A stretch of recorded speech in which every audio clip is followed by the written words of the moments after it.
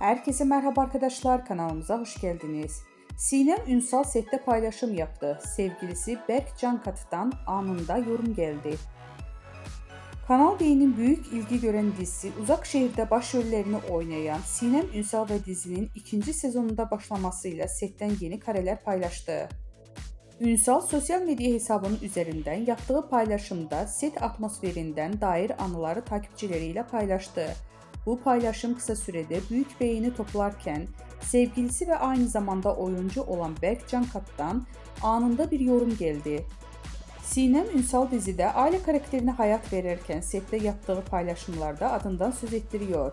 Geçtiğimiz aylarda yeni yaşını kutlayan oyuncu sosyal medyada sevgilisi Berk Cankat'tan gelen romantik doğum günü mesajı ile dikkatleri üzerine çekmişti. 2 yıldır birlikte olan ünlü çift doğum günü mesajları sosyal medyanın kullanıcıları tarafından ilgiyle takip edildi.